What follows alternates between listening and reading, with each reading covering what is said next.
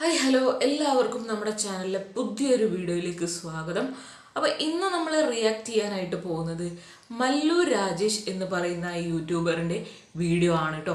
അപ്പം അദ്ദേഹത്തിൻ്റെ ജീവിതത്തിലുണ്ടായിട്ടുള്ള കുറച്ചധികം വിഷമം പിടിച്ച കാര്യങ്ങൾ യൂട്യൂബ് ചാനലിലൂടെ ഷെയർ ചെയ്യുന്നുണ്ട്. അദ്ദേഹവും അദ്ദേഹത്തിൻ്റെ വൈഫും കൂടി വളരെ നല്ല രീതിയിൽ അവരുടെ ഫാമിലി ആയിട്ടുള്ള വ്ളോഗുകളും കാര്യങ്ങളും ഒക്കെ ചെയ്തുകൊണ്ട് പോകുന്ന ഒരു ചാനലായിരുന്നു അത്.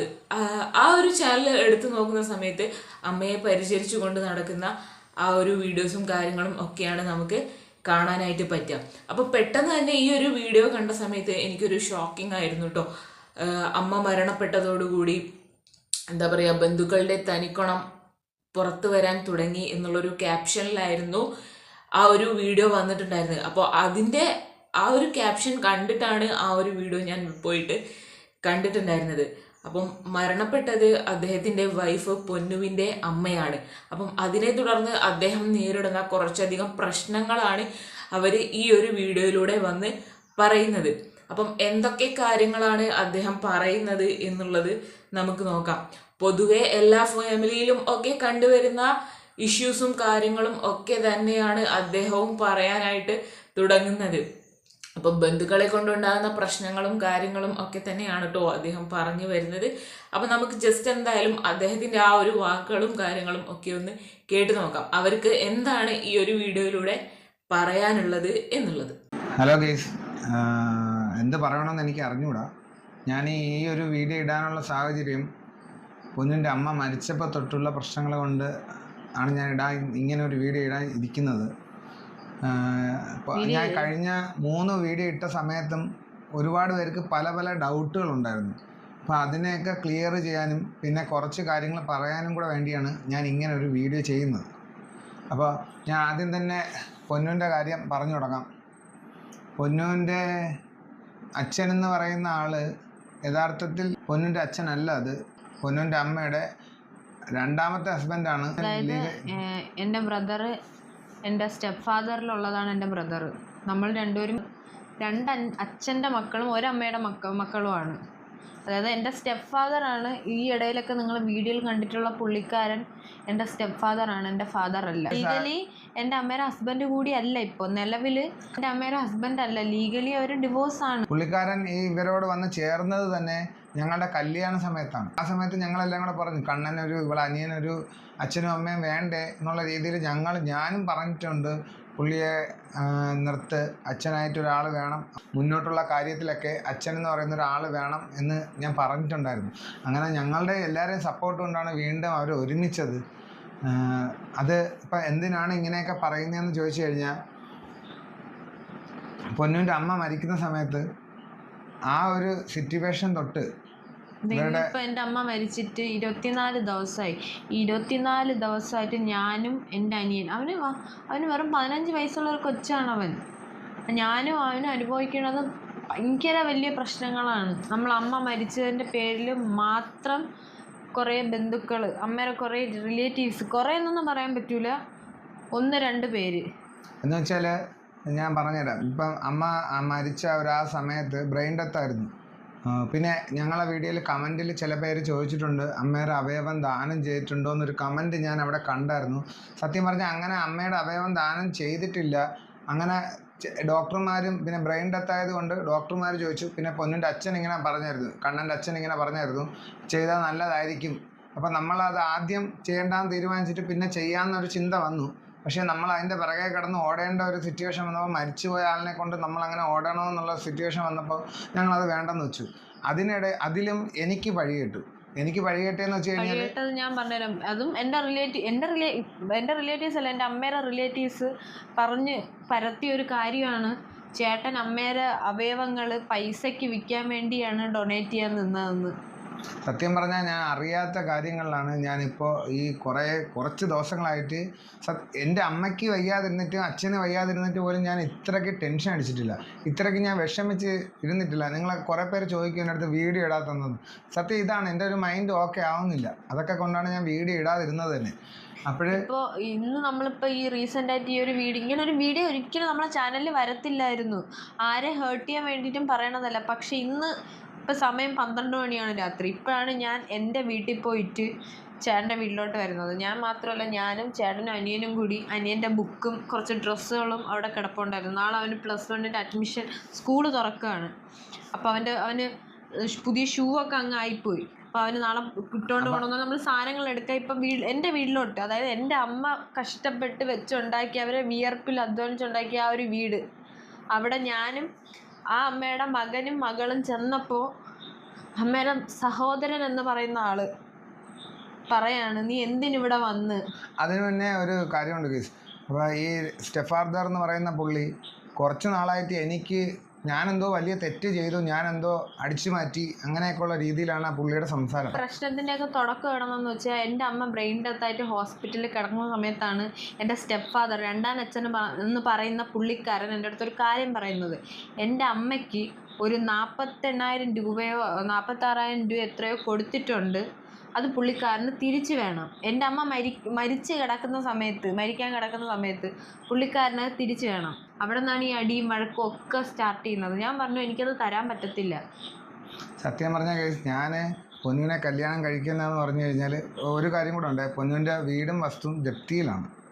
കല്യാണം കഴിക്കുന്ന ആ സമയത്ത് ജപ്തിയിലാണ് തോന്നുന്നത്. ജപ്തിയിലാണ്. നമ്മൾ കല്യാണം കഴിക്കണേന് എനിക്ക് തോന്നുന്നു 4-5 മാസം മുമ്പ് ജപ്തിക്കുള്ള ബോർഡും വെച്ച് വീടിന്റെ കതവിൽ അവർ ഇത് ഒട്ടിച്ചു, നോട്ടീസ് ഒട്ടിച്ചു. ജപ്തിയിലായ ഒരു വീടാണ് പൊന്നുവിൻ്റെ അമ്മയ്ക്ക്, പൊന്നുവിൻ്റെ അവരുടെ ഉള്ളത്. ഞാൻ പൊന്നുവിനെ കല്യാണം കഴിക്കുന്നത് അവരുടെ സ്വത്തോ അല്ലെ. അപ്പം ഇതിൽ അവർ പറയുന്നത്, അവരുടെ അമ്മ മരണപ്പെട്ടതിന് ശേഷം അവർ ഒരുപാട് കാര്യങ്ങൾ ബന്ധുക്കളിൽ നിന്നും അനുഭവിക്കുന്നുണ്ട് എന്നുള്ളത് പല സ്ഥലത്തും നമുക്ക് കാണാനായിട്ട് പറ്റും. നമ്മൾ കണ്ടിട്ട് പോലും ഇല്ലാത്ത ആളുകൾ നമ്മുടെ അച്ഛനോ അമ്മയോ മരിക്കുന്ന സമയത്ത് നമ്മുടെ ബന്ധുക്കളാണെന്ന് പറഞ്ഞു വരും. പിന്നെ എല്ലാത്തിലും അവകാശമുണ്ടാകും. അങ്ങനെ പലതരത്തിലുള്ള ഇഷ്യൂസ് നമ്മൾ പല സ്ഥലങ്ങളിലും കാണുന്നതാണ്. അതുപോലെയൊക്കെ തന്നെയാണ് ഇതാ ഇവിടെയും പറയുന്നത്. അവരുടെ അമ്മ വിയർപ്പൊഴുക്കി ഉണ്ടാക്കിയ വീട്ടിൽ ആ അമ്മയുടെ സഹോദരൻ അവരെ കയറാൻ സമ്മതിക്കുന്നില്ല. എന്തിനാണ് നിങ്ങൾ ഇവിടെ വന്നത് എന്നുള്ള തരത്തിലൊക്കെ ചോദ്യം ചെയ്യുന്നുണ്ട് എന്നുള്ളതാണ് അവർ പറയുന്നത്. അതുപോലെ തന്നെ പറയുന്നുണ്ട്, പൊന്നു ഈ ഒരു വീഡിയോയിൽ കാണിച്ചിരുന്നത് പൊന്നുവിൻ്റെ സ്വന്തം അച്ഛനല്ല, രണ്ടാം അച്ഛനാണ്, അതായത് അമ്മയുടെ രണ്ടാമത്തെ ഭർത്താവാണ് എന്നുള്ള കാര്യങ്ങളൊക്കെ പറയുന്നുണ്ട്. അതിലുള്ള കുട്ടിയാണ് അനിയൻ എന്നും പൊന്നു പറയുന്നുണ്ട്. അപ്പം ഈ രണ്ടാനച്ഛൻ എന്താണ് ചെയ്യുന്നത്? തൻ്റെ ഭാര്യയ്ക്ക് എത്രയോ പൈസ കൊടുത്തിട്ടുണ്ടായിരുന്നു. അപ്പം ഭാര്യ മരിക്കാൻ കിടക്കുമ്പോൾ അയാൾക്ക് ആ ഒരു പൈസ തിരിച്ചു വേണം എന്ന് പൊന്നുവിനോട് പറയുകയാണ്. ഒരാൾ മരിക്കാൻ കിടക്കുന്ന സമയത്താണോ ഇമാതിരി പരിപാടി എടുക്കുക? അതായത് ആ പൈസ വേണം എന്ന് പറഞ്ഞുകൊണ്ട് അവരെ, അതായത് അവരുടെ മകളെ പോലെ കാണണ്ട ആളാണല്ലോ പൊന്നു. അപ്പോൾ പൊന്നുവിനോട് പോയിട്ട് ആ പൈസ വേണം എന്ന് പറയുന്നത്. അത് മാത്രമല്ല, അവർ പറയുന്ന ഒരു കാര്യം, രാജേഷിനെതിരെ രാജേഷ് പണത്തിന് വേണ്ടിയിട്ട് അവയവം ദാനം ചെയ്യാൻ ശ്രമിച്ചു എന്നുള്ള രീതിയിലുള്ള കാര്യങ്ങളും അലിഗേഷൻസും അവിടെ വരുന്നുണ്ട്.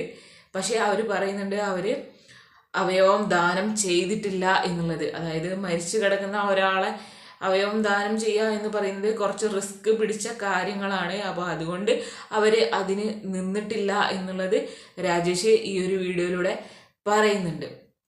പിന്നെ പറയുന്നത്, അയാൾ സ്വത്ത് കണ്ടിട്ടാണ് പൊന്നുവിനെ കല്യാണം കഴിച്ചത് എന്നുള്ള രീതിയിൽ ആക്കി തീർക്കാൻ ശ്രമിക്കുന്നുണ്ട് ബന്ധുക്കൾ എന്നുള്ളത്. അപ്പം അതിന് പൊന്നു പറയുന്നുണ്ട്, രാജേഷ് കല്യാണം കഴിക്കുന്ന സമയത്ത് വീട് ജപ്തിയിലാണ്, ജപ്തി നോട്ടീസ് വരെ ഒട്ടിച്ചിട്ടുണ്ട് എന്നുള്ളത്. അപ്പം ഈ ഒരു ബന്ധുക്കൾക്കാണ് ഇവിടെ ഏറ്റവും വലിയൊരു പ്രശ്നം കേട്ടോ. മര്യാദയ്ക്ക് ജീവിക്കുന്ന ആളുകളെ ഇടയിൽ കയറി വന്നിട്ട് പ്രശ്നങ്ങൾ ഉണ്ടാക്കാനും അതുപോലെ തന്നെ അവരുടെ സ്വത്തടിച്ചു മാറ്റാനും വേണ്ടിയായിരിക്കാം ചിലപ്പം അവരുടെ ഈ ഒരു ശ്രമം. ബാക്കി നമുക്കൊന്ന് കേട്ടു നോക്കാം. പണോ അല്ലെങ്കിൽ അവരുടെ രീതിയോ ഒന്നുമില്ലാതെ ഞാൻ എൻ്റെ സ്വന്തം രീതിയിലാണ് പൊന്നുവിനെ കല്യാണം കഴിച്ച്, ആരുമില്ല അവരുടെ ഭാഗത്തുനിന്ന് നമുക്ക് അങ്ങനെ ഒരു ഇതും വന്നിട്ടില്ല. ഞാൻ എൻ്റെ സ്വന്തം നിലയിലാണ് പൊന്നുവിനെ കല്യാണം കഴിച്ച് ഞാൻ എൻ്റെ വീട്ടിൽ കൊണ്ടുവന്നത്. ഞാൻ ഒരിക്കലും അവരുടെ സ്വത്തോ അങ്ങനെ ഒരു സംഭവത്തിലേക്ക് നിന്നിട്ടില്ല. എനിക്ക് അവളെ കല്യാണം കഴിച്ച് തന്നത് പോലും അല്ല അവർ. സത്യം പറഞ്ഞു. ഞാൻ ഇറങ്ങി വന്നതുപോലെയാണ് സത്യത്തിൽ എൻ്റെ കല്യാണം നടന്നത്. എൻ്റെ പലരും ചോദിക്കും അമ്മ അച്ഛനെ വീഡിയോയിൽ കാണിക്കുന്നില്ലെന്ന് ചോദിച്ചു കഴിഞ്ഞാൽ അവർ കൂടുതലും എന്തെങ്കിലും ആവശ്യം ഉണ്ടെങ്കിൽ അല്ലാതെ അങ്ങനെ വിളിച്ചിട്ടില്ല. ഈ ഇപ്പോൾ പൊന്നുവിൻ്റെ വിരുന്നെന്ന് പറയുന്നത് തന്നെ കല്യാണത്തിൻ്റെ വിരുന്ന്, സ്നേഹത്തിൻ്റെ വേറെ പ്രശ്നങ്ങളൊന്നുമല്ല. പൊന്നുവിന് കല്യാണത്തിന് വിരുന്ന് വിളിക്കുന്നത് സത്യത്തിൽ സ്വന്തം അമ്മയും അച്ഛനാണ് വിളിക്കേണ്ടത്. അങ്ങനെ ഒന്നും ആദ്യം വിളിച്ചിട്ടില്ല, ലാസ്റ്റാണ് പിന്നെ അങ്ങനെ ഒരു ഇതിന് തന്നെ പോയത്. നമ്മളിനി വെറുതെ ആ ഒരു, എനിക്കത് പറയാൻ താല്പര്യമില്ല. കാരണം ഇപ്പം എല്ലാത്തിൻ്റെയും കുറ്റക്കാരൻ ഞാനാണ്. ഇപ്പം എല്ലാവരും ചേട്ടനാണ് പറയുന്ന കാര്യം എന്ന് വെച്ചാൽ ചേട്ടൻ ഈ വീടിനും വസ്തുവിനും ഓൾറെഡി അത് ജപ്തിയിലിരിക്കുന്ന വീടും വസ്തുവാണ്. ഇനി ഞാൻ പറഞ്ഞു എനിക്ക് ആ വീടോ വസ്തുവോ സ്വത്തോ വകയോ ഒന്നും വേണ്ട. പക്ഷെ എൻ്റെ അമ്മ ജീവിച്ചിരുന്ന വീട്ടിൽ എനിക്ക് കയറാൻ പാടില്ല. നീ എന്തിനു വന്നു എന്ന് അമ്മയുടെ മൂത്ത സഹോദരൻ ചോദിക്കുകയാണ്. നീ എന്തിനു വന്നു? നീ ഇപ്പം ഞാൻ രാത്രിയാണ് പോയത്. എൻ്റെ അടുത്ത് ചോദിക്കണം നീ രാത്രി എന്തിനു ഇവിടെ വന്നു? നീ പോയിട്ട് പകല് വാ, അപ്പം നമുക്ക് നോക്കാം. എന്ത് അധികാരമാണ് ആ വയ്യാക്കുള്ളത്? ഈ സംഭവം ഈ പൊന്നുവിൻ്റെ അച്ഛൻ എന്ന് പറയുന്ന ആള് ഈ ഇടയ്ക്ക് റോങ് ഇങ്ങനെ 2 വെള്ളത്തിൽ ചവിട്ടുന്ന രീതിയിലുള്ള രീതി കാണിച്ചപ്പോൾ ഞാൻ പൊന്നുവിൻ്റെ അടുത്ത് പറഞ്ഞു, പൊന്നു പുള്ളി എന്തെങ്കിലുമൊക്കെ ലീഗലി ആയിട്ടുള്ള സർട്ടിഫിക്കറ്റുകളെല്ലാം എടുത്തുകൊണ്ട് പോകും, നിങ്ങൾ നോക്കിക്കുമെന്ന് പറഞ്ഞു. പൊന്നു നോക്കിയപ്പോൾ ആ വീട്ടിൽ ഇരിക്കുന്ന മിക്ക സർട്ടിഫിക്കറ്റുകളും ഡോക്യുമെന്റുകളും ആധാരമില്ലേ, ആധാരം, അമ്മേരെ ആധാരം, ഡോക്യുമെന്റ്, അമ്മേരെ സൈന്, അത് ഇത്, അമ്മേരെ എന്തൊക്കെ ഡീറ്റെയിൽസ് ഉണ്ടോ അതെല്ലാം അയാൾ എടുത്ത് അയാളെ ഫയലിൻ്റെ അകത്താക്കി വെച്ചിരിക്കുന്നു. ഇത് ഞാൻ തിരിച്ചെടുത്തു, കാരണം ലീഗലി ഹസ്ബൻഡ് അല്ല. അപ്പോൾ ഇത് തന്നെ കേൾക്കുമ്പോൾ മനസ്സിലാവുമല്ലോ അയാളുടെ ഉദ്ദേശം ആ ഒരു സ്വത്തും കാര്യങ്ങളും അല്ലെങ്കിൽ പണമൊക്കെ കൈക്കലാക്കുക എന്നുള്ളൊരു കാര്യമാണ്. അതിനു വേണ്ടിയിട്ടായിരിക്കുമല്ലോ എല്ലാ ഡോക്യുമെൻസും അതുപോലെ തന്നെ സൈനും കാര്യങ്ങളും ഒക്കെ അയാൾ സേഫാക്കി എടുത്തു വെച്ചിട്ടുണ്ടാവുക. ഹസ്ബൻഡ് ആവേയല്ല, ഇവരെന്തായാലും സെപ്പറേറ്റ് ആയിട്ട് ജീവിച്ച വ്യക്തികളാണ്, ലീഗലി ഹസ്ബൻഡ് അല്ല. എൻ്റെ അമ്മ മരിച്ചു കഴിഞ്ഞ സ്ഥിതിക്ക് അമ്മേരെ ഡോക്യുമെന്റും ഒക്കെ സൂക്ഷിക്കേണ്ട നമ്മൾ 2 മക്കളാണ്. അതൊക്കെ അങ്ങനെയുള്ള സംഭവങ്ങൾ പൊന്നു തിരിച്ചെടുത്തപ്പോൾ അതിനെല്ലാം മെയിൻ ബ്രെയിൻ യൂസ് ചെയ്യുന്നത് ഞാനെന്നുള്ള രീതിയിൽ ഇന്നും എനിക്ക് പ്രാക്ക് കേട്ടു. പ്രാക്ക് മാത്രമല്ല, ഇന്നിപ്പോൾ നമ്മൾ ഈ ഒരു വീഡിയോ വിട്ടത് തുടങ്ങിയത് തന്നെ ഇന്ന് കണ്ണനെ ഞങ്ങളങ്ങ് കൊണ്ടുവന്നു. കാരണം അവനെ അവിടെ നിർത്താൻ പറ്റത്തില്ല. കാരണം ആരുടെയും കൊല്ലും അവന്. ഇപ്പം അവൻ്റെ പഠിത്തം എന്ന് പറയുന്നത് അവൻ ആഹാരം കൊടുത്താൽ മാത്രം പോരാ അവൻ്റെ ജീവിതത്തിൽ. അവൻ്റെ അച്ഛൻ ഇപ്പോൾ അയച്ചൊരു വോയിസ് ഉണ്ട്, ഞാൻ പിന്നെ കേൾപ്പിച്ച് തരേക്കാം. അതെന്ന് പറഞ്ഞു കഴിഞ്ഞാൽ പുള്ളിക്കാരൻ പറഞ്ഞത്, നിങ്ങൾക്ക് ധൈര്യം ഉണ്ടെങ്കിൽ അവന് 18 വയസ്സ് വരെ അവന് അച്ഛൻ എന്നുള്ള നിലയിൽ എന്തെങ്കിലും കൊടുക്കാനുള്ളൂ, അത് കഴിഞ്ഞാൽ ഒന്നും കൊടുക്കാനില്ല, നിങ്ങൾ കേസ് കൊടുത്ത് വാങ്ങിക്ക്, അവൻ എന്ത് കിട്ടുമെന്ന് നോക്കാമെന്ന്. ഒരു അച്ഛനാണ്, ഒരു ജനിപ്പിച്ച അച്ഛനാണ് ഇങ്ങനെ പറയുന്നത്. അമ്മ ഇല്ലാത്തത് കൊണ്ട് ഒരു അച്ഛനാണ് ഇങ്ങനെ ഒരു ഡയലോഗ് ഒരു മകനെ പറ്റി പറയുന്നത്. അവനെ പറ്റി മാത്രമല്ല പറഞ്ഞത്, അല്ല നിന്നെ പോട്ട്, എന്നെ പറ്റി പറഞ്ഞു. നീ സ്വന്തമല്ല, സ്വന്തം അല്ലാതിൻ്റെ കൂടി അയാൾ പറഞ്ഞ ഏറ്റവും വലിയൊരു ഡയലോഗാണ്, നിനക്ക് തന്ത ഇല്ലാത്തത് കൊണ്ട് ഞാൻ നിന്റെ തന്തയ്ക്ക് വിളിക്കുന്നത്. അത് ഞാനൊന്ന് പറഞ്ഞില്ല കേസ്. അതെങ്ങനെ സംഭവം എന്ന് പറഞ്ഞു കഴിഞ്ഞാൽ പൊന്നു ഈ കാര്യങ്ങളൊക്കെ പൊന്നുവല്ലേ ഈ സർട്ടിഫിക്കറ്റൊക്കെ എടുത്തത്. അപ്പോൾ ഇയാൾക്ക് ഭയങ്കരമായിട്ട് ഇവളടുത്ത് ദേഷ്യമുണ്ട്. അപ്പം ഇത്രയും കാലം വരെ ഇപ്പം നിങ്ങൾക്ക് എല്ലാവർക്കും അറിയാമെന്നുള്ളത് വിജയൻ എന്ന് പറയുന്ന ആൾ പൊന്നുവിൻ്റെ അച്ഛനെന്നാണ്. അത് ഞങ്ങൾ പറയാത്തത് വെറുതെ ഫാമിലി കാര്യങ്ങൾ വെറുതെ പറയണ്ടെന്ന് വിചാരിച്ചിട്ടാണ്. എന്നിട്ട് ഇപ്പോഴും അവൾ വിളിക്കുന്നത് അച്ഛനാന്നാണ്. ആ സമയത്ത് അയാളെ വിളിക്കുകയാണ്, തിരിച്ച് പറയണം നിനക്ക് തന്ത ഇല്ലാത്തത് കൊണ്ട് തന്തയ്ക്ക് വിളിക്കുന്നില്ല. അപ്പോൾ അയാൾ ഏത് കണ്ണുകൊണ്ടായിരിക്കും അയാളെ ഇത്രയും നാളെ ഇവളെ മോളേന്ന് ചിന്തിച്ചത്? അതാ മോളേന്ന് കണ്ടിട്ടുള്ള ഏത് കണ്ണുകൊണ്ടായിരിക്കും?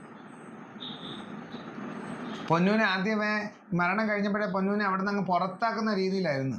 അവൾക്ക് ആ വീട്ടിൽ ഒരു അവകാശമില്ല, സ്വത്തും പണമൊന്നും അല്ല അവകാശം. നമ്മൾ ജനിച്ച് വളർന്ന വീടെന്നുള്ളൊരിതുണ്ടല്ലോ, അമ്മ ഉണ്ടാക്കി എന്നുള്ളത്. അമ്മ കഷ്ടപ്പെട്ട് ജോലി ചെയ്താണ് ഉണ്ടാക്കിയത്. അന്നൊന്നും ഈ വിജയൻ സാറോ ബാക്കിയുള്ള ആരോ, വിജയൻ സാർ എന്ന് പറഞ്ഞ പുള്ളി അച്ഛനാണ്, സ്റ്റെപ്പ് ഫാദറാണ്, അവരാരും ഇല്ലായിരുന്നു. അമ്മ തന്നെയാണ് കഷ്ടപ്പെട്ടുണ്ടാക്കിയത്. അതിനിടയിൽ പുള്ളി എനിക്കെതിരെ ഇട്ടൊരു വോയിസാണ്, എൻ്റെ ഫോണിൽ ഇട്ടതാണ്. അതിന് ഞാൻ റിപ്ലൈ കൊടുത്തിട്ടില്ല.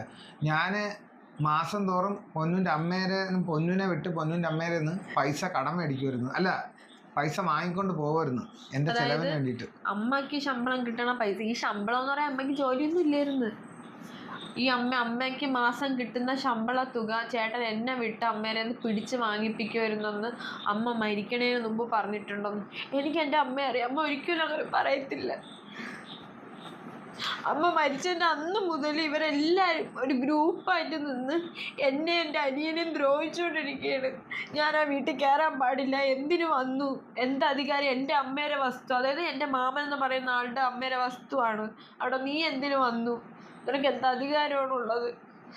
ഇത്രയും കാലം അവരവിടെ ജീവിച്ചത് തന്നെ എങ്ങനെയാണെന്ന് എനിക്ക് അറിഞ്ഞുകൂടെ പറഞ്ഞു.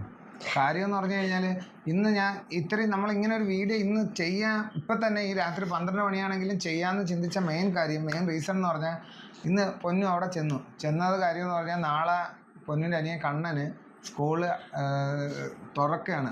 +1 അഡ്മിഷൻ ആരംഭിച്ചിട്ട് അവന് നാളെ തൊട്ട് ക്ലാസ് തുടങ്ങുകയാണ്. അപ്പം നാളെ ക്ലാസ് തുടങ്ങുന്നതിൻ്റെ പേരിൽ അവൻ്റെ കുറച്ച് ബുക്സ് കാര്യങ്ങളൊക്കെ എടുത്തുകൊണ്ട് വരണം. അപ്പോൾ അത് എടുത്തുകൊണ്ട് വരാൻ വേണ്ടിയിട്ടാണ് ഞങ്ങൾ അവിടെ നിന്ന് പോയത്.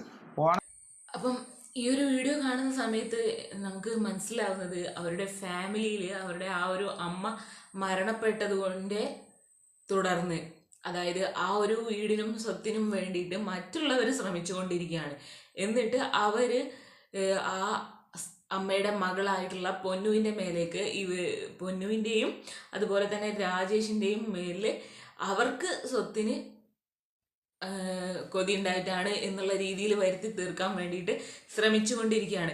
അതുപോലെ തന്നെ അവർക്ക് അവിടെ യാതൊരുവിധ അവകാശവും ഇല്ല എന്നുള്ള രീതിയിൽ ആക്കി തീർക്കാൻ വേണ്ടിയിട്ട് അവരെ അവിടുന്ന് മാറ്റി നിർത്താനും വേണ്ടിയിട്ട് ശ്രമിച്ചുകൊണ്ടിരിക്കുകയാണ് എന്നുള്ള ഒരു കാര്യമാണ് നമുക്ക് ഇതിൽ നിന്നും മനസ്സിലാക്കാനായിട്ട് പറ്റുന്നത്.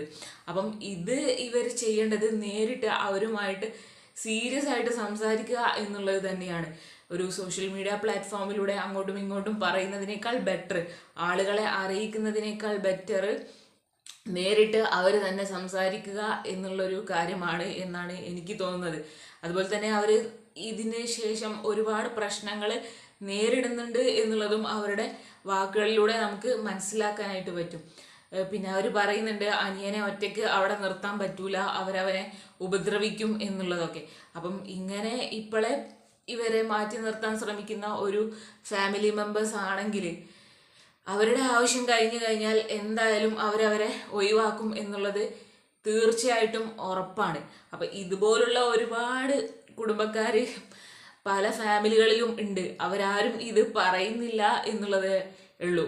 ഈവൻ ഒട്ടുമിക്ക ഫാമിലികളിലും പല മക്കളും അനുഭവിക്കുന്ന ഒരു പ്രശ്നം തന്നെയാണ് കേട്ടോ ഇങ്ങനെയുള്ള കാര്യം. മെയിൻലി എന്താ പറയുക, ആ ഒരു രണ്ടാനച്ഛൻ പൊന്നുവിനെ മകളായിട്ടല്ല കണ്ടിരിക്കുന്നത് എന്നുള്ളതിനുള്ളൊരു തെളിവാണ് ഇപ്പം പൊന്നു പറഞ്ഞത്. നിനക്ക് അച്ഛനില്ലാത്തത് കൊണ്ട് നിൻ്റെ അച്ഛനെ വിളിക്കുന്നില്ല എന്നുള്ള കാര്യങ്ങളൊക്കെ. അപ്പം അങ്ങനെയുള്ള ഇഷ്യൂസും കാര്യങ്ങളും ഒക്കെയാണ്. അപ്പം ഇവർക്ക് ലീഗലി എന്ത് ചെയ്യാൻ പറ്റൂ ആ കാര്യങ്ങൾ ഇവർ ചെയ്യുക. അതുപോലെ തന്നെ ഫാമിലിയുമായിട്ട് സംസാരിച്ച് എങ്ങനെ ഇത് ഒത്തുതീർപ്പിൽ എത്താം എന്നുള്ള കാര്യങ്ങൾ നോക്കിയിട്ട് അങ്ങനെ ചെയ്യാം. അല്ലാതെ ഈ പ്രശ്നങ്ങൾ ഇങ്ങനെ വലിച്ചു കൊണ്ടുപോയാൽ ലൈഫ് ലോങ് ഈ പ്രശ്നങ്ങളുടെ പിന്നാലെ ഇവർ നടക്കേണ്ടി വരും എന്നുള്ള ഒരു കാര്യമാണ് നമുക്ക് മനസ്സിലാക്കാനായിട്ട് പറ്റുന്നത്. അപ്പം ഇങ്ങനെ സോഷ്യൽ മീഡിയയിൽ ഇത് പറയുന്നതിന് പകരം എന്ത് ചെയ്യുക, അവർ തന്നെ ഡിസ്കസ് ചെയ്ത് അതൊരു തീരുമാനത്തിൽ എത്തിക്കുക എന്നുള്ളതാണ്.